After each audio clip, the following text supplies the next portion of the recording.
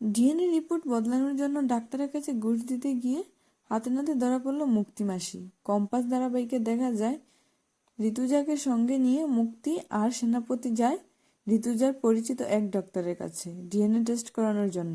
এই সময় সেখানে উপস্থিত থাকে অখিলেশ চৌধুরীও।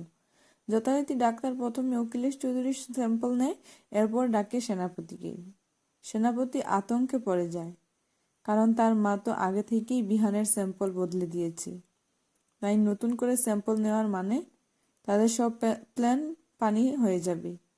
সেনাপতি দিশেহারা হয়ে বলে, মা এবার কি হবে? এখান থেকে তো সরাসরি স্যাম্পল নিয়েই ফেললো, এভাবে তো ধরা পড়ে যাব। বিহানের স্যাম্পল বদলে কোনো লাভই হলো না, এবার আমাদের বেঁধে নিয়ে গিয়ে জেলে ভরে দেবে।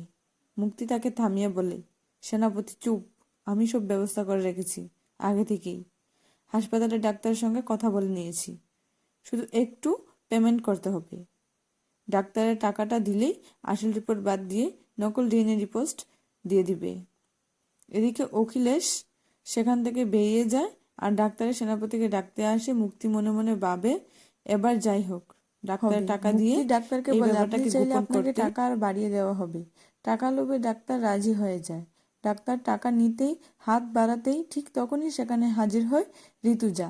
ঋতুজাকে সামনে দেখে মুক্তির মুখের রং মুহূর্তে পাল্টে যায়। তো বন্ধুরা, আজকের ভিডিওটি কেমন লাগলো?